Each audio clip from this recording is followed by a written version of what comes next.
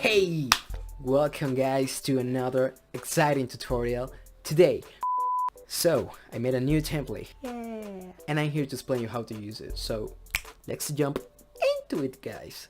So, once you got the template, you will have this pretty nice packed file extracted and jump into it. Let's do a fast walk around the template. Once you download the template and you extract it, you will have this simple folder where you have very straightforward stuff.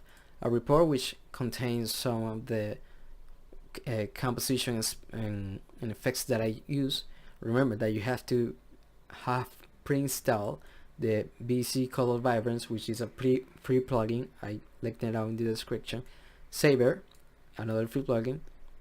Particular, Trapcode Particular, which is from Red Giants. You can try it for free, but it's ultimately a paid plugin. And lastly, you need After Effects 2019. So yeah, but you can also try it for free if you want. If you want to try this spell by yourself, following these tutorials. So yeah, we got that, and we got the After Effects project.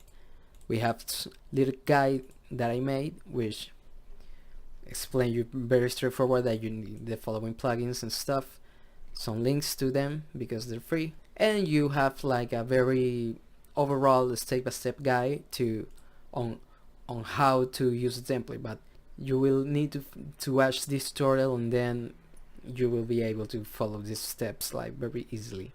But it's easy, trust me, it's easy. That's it for it. And some sound effect, because I hate when you have like a really cool effect, or you saw tutorials, bought a template, and you don't have the sound effects. Not anymore, because we have them right here.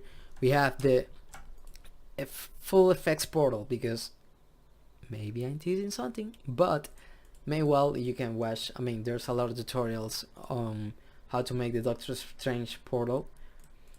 You got some sound effects here for it. You got also another for the portal, because I mean, maybe if you want to delay the portal, that as I did in my video, you can use this one, which is only the sparks. We have the hand hit before spell, which means that you know that Dr. Strange do some preparation movements before doing the spell. Well, you have that. That is this one. And lastly, the invoke spell, which is ultimately when the spells appear, and you know, awesome stuff. So yeah, let's jump into the project. So once you open it, we have these steps, which are ultimately a step to follow. So first we need to select our footage. For that, I will go to my takes, and I'm gonna just drag 1 to videos. We have it right here. You're gonna drag it to the select your footage comp. I have like just the take preparing, then I do the movement. There's a lot of footage that we don't need that right there, but as you can see here, there's a little marker that says spell appears. So let's see it closely. If we put our mouse there, the timeline there, we can drag our footage until we match exactly with the moment which we want the spell to pop. So it would be like almost here, just like that. That's when I want the spell to appear. So that's what I match my footage with the marker. But for now, we don't need stuff that we left behind, so we just gotta use the Ctrl+Shift+D and cut that away, and just delete it. And we're gonna just use 2 seconds of it, and I can do this and drag it to my size using Shift to mark it at the exact place, or I can also do the same thing, Ctrl+Shift+D, and we'll cut it and delete it. That's it. We have our 2-second clip. We can use the end key to make the end of our workplace, and that's it. We have this quick little thing right here. Easy. That's step 1 done. So now I'm gonna select my footage and copy. I'm gonna click the Ctrl+C you know, the good old Control C, and go to insert footage, and that's what I'm gonna put at the beginning of it. Step 2 done. I mean, my god, too easy. Well, I mean, I had some trouble naming the steps, but you know, this is like step 0 because it's the, you know, pre-production part. So we have that. Now here comes the fun part. We go to spell tracker. This is a place where the magic is gonna happen. As you can see here, the circles in the middle are the spell. But why does it look like this? Because the full effect is really heavy. We need a low resolution of the spell to be able to work with it smoothly, because we want to do this as quick as possible. So we're gonna leave it right like this, and when the time comes, we're gonna set it to full resolution so we can hit render. So we can jump quickly into your footage guy and set the, pressing the shift key, we can put exactly like a clipping, like a magnet in the end of our footage, and then press the tab key and go to spell tracker 1, and now we press the N key. So now we have exactly the same work area. This is very important because you don't want to track more than this space, you don't want to render more than this space, and pretty important. As you can see here, the spell is blue and then it turns yellow. It turns yellow at the exact spell mark before it's blue. This is just some reference so you know that the spell is appearing, but it's like moving and appearing and stuff. And this is the moment when the spell is fully done. We can see that we have it matched properly in time, so we're good. Now we're gonna track. We're gonna select out footage layer and go to tracker, and we're gonna track motion. Now we track our motion. As you can see here, I have a ring, so this will make it a bit easier for me to track, and we only need the position information. So now we just hit analyze forward, and as you can see, our tracking is doing the work for us and tracking my hand. We just gotta wait. The track is done to this part. As you can see, it was a good track, but now I had to track the before part. So as you can see, this movement is like very fast to be able to track it. So I just gonna track it manually. So let's just do this, mash here, mash over here. If you happen to have this problem where the tracker doesn't go below the composition, you can make it a bit smaller and put it closer to the end. You can see something happen like that. My hand goes down and then goes up. Don't worry about that, just keep tracking when you left off. We will fix that later. Done. So now we're gonna edit target. As you can see here, is already selected phase 1. We hit apply for X and Y, and that's it. As you can see here, our tracker is properly done. Now we're gonna fix some things, because I mean, this is too big. This is the actual size of the spell, so we're gonna go to a Strange Spell. We're gonna press S, and we're gonna scale it down to the size that we want. I'm just gonna try in 60, just like that. Now we're gonna select phase 1. I'm gonna minimize this. We're gonna select phase 1 and we're gonna press R. It's gonna show the rotation controls, and I'm gonna keyframe the orientation, and I'm just gonna try to match as good as I can the rotation of my spell. And as you can see here, we're gonna rotate it a little bit more, and in this fast part I'm just gonna try to do it as good as I can. As you can see, our arm can help us because it can give us the direction in which this arrow should be pointing. So I just gotta try to match the Z axis with my R, with the direction of my R, just like that. As you can see, my R is like this and the Z axis is just like that. As you can see here, this is where my hand goes down. If this happens to you, you can go to the last no good keyframe and press the P, and you have here the position, and you can see here that we don't have data here, so we're just gonna try to imagine and move it like over here, and now we have some approximation of where our hands were. So pretty good. We press R again and go back to the rotation modifier and keep animating our stuff. So to rotate this, we can press the W key, select the null and rotate it.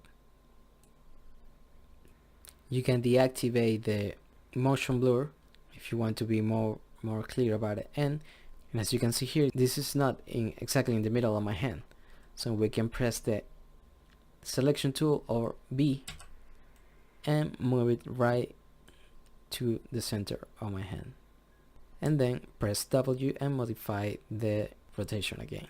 That's it. We have our first spell tracker. Yeah. Now we just gotta do the same thing, but we're second hand, so we're just gonna minimize this and go to spell tracker 2. As you can see, we have the same setup.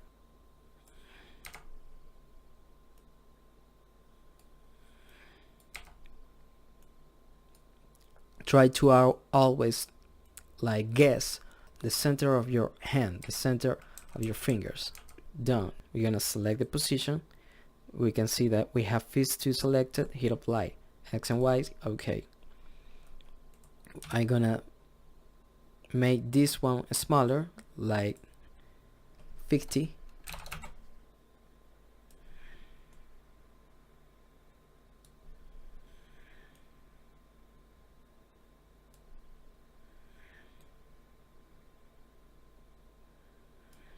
That's it. We have it, guys. But now we want the fold effect because we gotta render this. So I'm gonna activate the foreground toggle. This will make it 3D, and now I'm gonna activate the effects toggle. This will add the glow. We gotta do that for both compositions. We're gonna go to Strange Spell, and now we have some spell controls. We go to the effects tab, and we have some simple, quite straightforward controls. We can speed up the rotation of the lines, but we just gotta focus on this one, which is the preview mode, the preview mode. So we're just gonna disable it. We wait for it to render. It's loading, and here it is, the full effect. Now we gotta go to spell tracker 1. Let's wait for it to render again, and there we have it. As you can see, the spell is like almost ending the appearance. You can try to do a quick preview here by putting this in like a quarter and try to make a preview, but I mean it's gonna take quite a bit of time, but for the sake of the tutorial, let's do it. Now I set my quality to a quarter, and I'm just gonna do a pre-render so we can see how it's looking.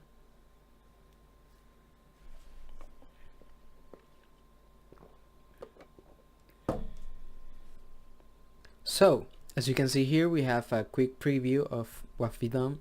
Look how freaking amazing it looks, guys. I mean, look at that beauty. Oh my god, Jesus. I mean, it doesn't cease to amaze me. As you can see here, we would like to make some changes to the spell. Maybe put it like a little bit to the side, just to make it a little bit center in our hand, in our fist. We can do that without touching the fist null, because remember that it already has the tracking keyframes. If we move just one keyframe, it's not gonna change the others. So for that, we can change the position of a strange spell right here, and just like get a little bit closer here. Maybe disable the foreground effects and motion blur for a faster preview, and put it like a little bit to the side, and I think that's gonna be it. Now we're going to Spell Tracker 2, turn off the toggles, foreground effects and motion blur toggle, and just wait for it to render again. As you can see, it turns really heavy for the machine. That's why I encourage you to make all the changes that you want in the preview mode. I'm gonna leave it like this because I trust my template, and we're done. I'm gonna reactivate the motion blur effects and foreground toggle, going to Spell Tracker 1, do the same, and now we're gonna render this out. So we press Ctrl M to send the current composition to the renders, and do the same thing with the Spell Tracker 2, Ctrl M. Now we have them both in the render queue. I'm gonna select them and I'm gonna do a maximum resolution exporting here, and I'm just gonna select where I'm gonna put it. I'm gonna use the tutorial, make a new folder here, hit enter, go inside and save it. We're just gonna hit enter. As soon as this is rendered, I'll be back. Now we have our renders, so trust me, we're almost done. Now we're gonna go to project and we're gonna look out for our renders. So we go to our folder and tutorial, pre-render, and there we have them. Now I'm gonna take both and put it in pre-renders because we're organized people. It's very simple. We're gonna get the Spell Tracker 1 and put it in Spell Phase 1, and we're gonna do the same thing, Spell Tracker 2 to Spell Phase 2. That is it, guys. So lastly, we go to main final comp, and here is where the magic is gonna happen. Well, I mean the last bit of magic, you know what I mean. In this stage is where the effect is gonna be pre-composed and the sparks are added. So as you can see, we can begin to see some sparks, and I am using the same tracking data. I'm able to sort of pre-compose your hands by putting some lighting. As you can see here, Phase 2, Phase Light 2 and Phase Light 1. If we enable them, we have already some pretty cool illumination in our hands. But I mean, if we have to like fix it up a little, we can simply go and press M, select the mask, and we can see that we have our mask in it there. So we can animate it or simply put it to the shape that we want. Or I mean you can also make a completely new mask, so it's up to you. And we have the same thing with the second mask. As you can see here, it's kind of misbehaved, so I'm gonna put it like well placed there. And it seems like our spell may be like a little down. I mean, nothing too bad if we left the lighting like in the middle, but we may be able to fix it so we don't have to do the render again. So for that, we can just simply go into the Spell Phase 2, grab the layer and like put it a little bit and move it a little bit more, and that's it. But remember that you have other movements in your animation, so that might move a little too. Maybe what we just did might fix it, but in case it doesn't, remember you can also animate the layers, so this layer. So maybe you can set the position here to the one that you want, but then before you will want it to reset to the original place, and now you have animated after you have done the render. So keep that in mind. Finally, as you can see, we have the spell ready. We can apply some color correction to our footage, like to make it look a little bit cooler using the lumetri control. I'm gonna isolate it because I want it to load fast. But now we're almost done, almost, because now we have compositing controls. So let's go one by one. We have intro spark. As you could see in the movie, when the spell appears for the first time, it has like a brush, a explosion of sparks. This is it. So we can activate or deactivate this spell. Right now they're activated, and that's what we want, because we want the spell to brush, to have that explosion. But if we didn't want that, we can just deactivate it and it would disappear. We can change the extra intro spark, where we can add just more particles to our simulation, extra gravity. This, I wouldn't mess with this because it could make some weird looks, but I mean, it all depends. Just giving you the flexibility here. Now we go to general controls. A spell color, when we can change the color of a spell. As you can see here, let's try some green. We can see in the movie. That's just simply like that. If we see that our spell is like very saturated, we can maybe turn down the saturation by changing the color a bit, just like that. Now hit reset, and we have a spark size. Maybe if your spell is like really close to the camera, you would want the sparks to be bigger. So, but you can change that right here.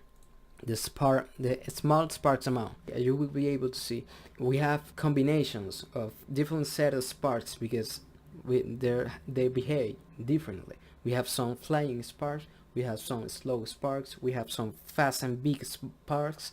So we have a big combination of sparks to make the effect look like the movie. So for that, I separated them into two separate groups, which are small sparse amount. Oh my god, amount which is currently missing a T. I don't know why. I gotta fix that. And large sparks amount. Extra spark speed. This will simply make the sparks go faster. And spell blur 1 and spell blur 2. And spark revolutions.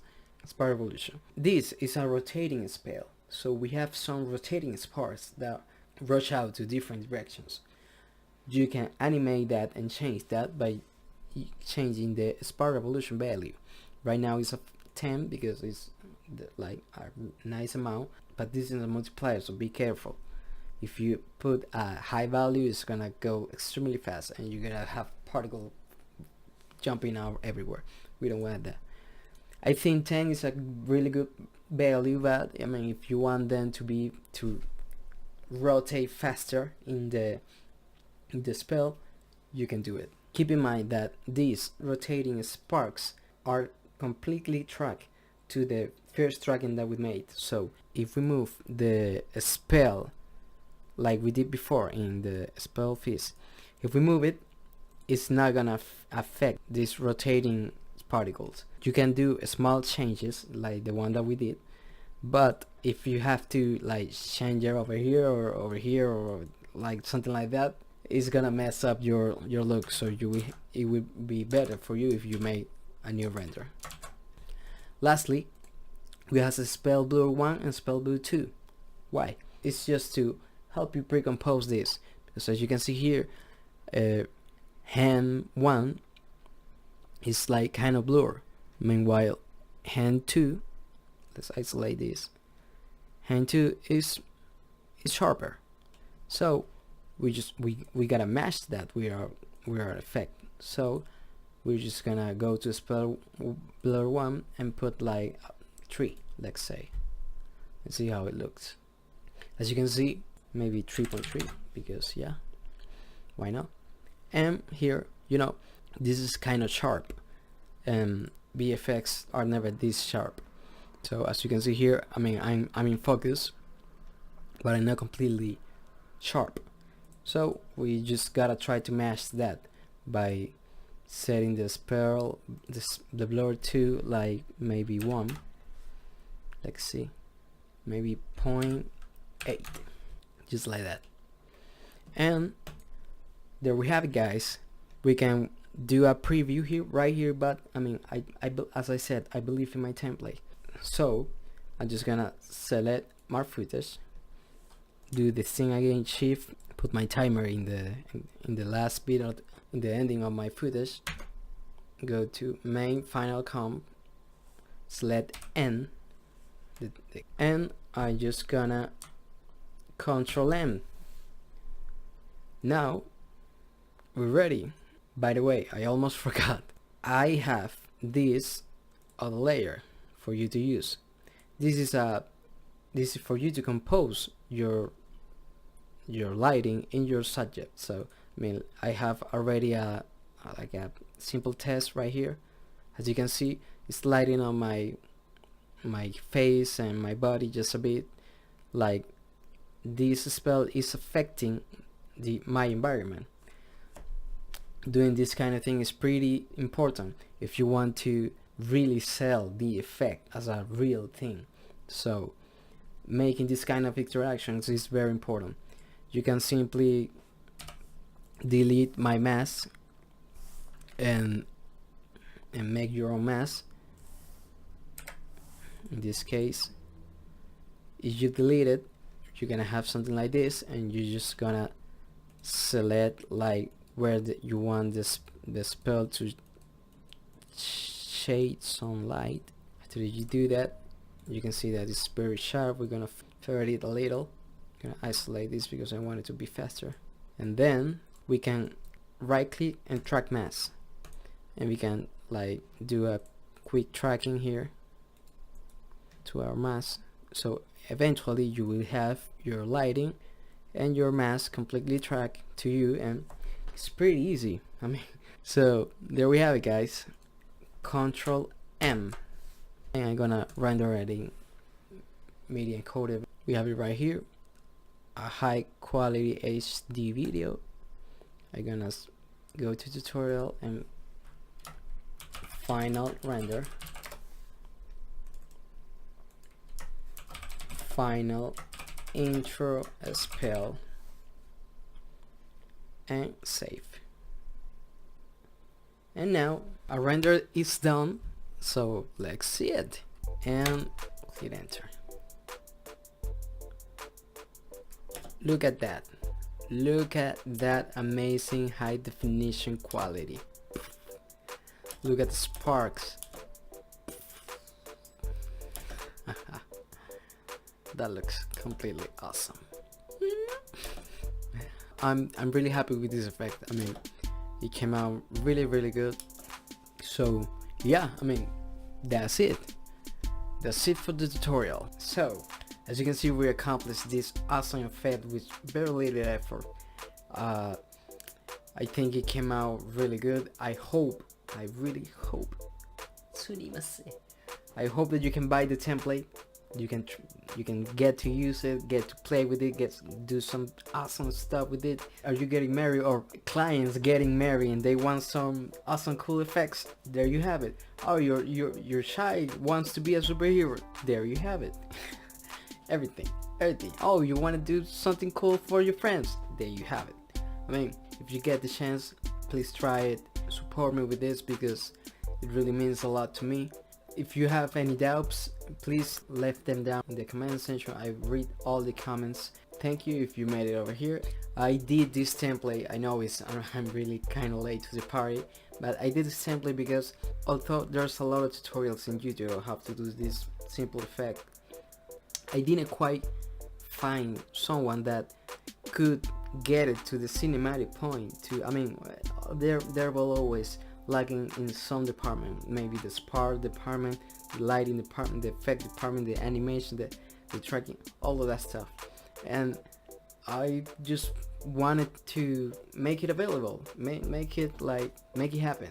Nothing else to add. Thank you for joining me here in this video tutorial. I'm Julian Abreu, so catch you next time. Peace, or bruffies, or I mean, whatever you want.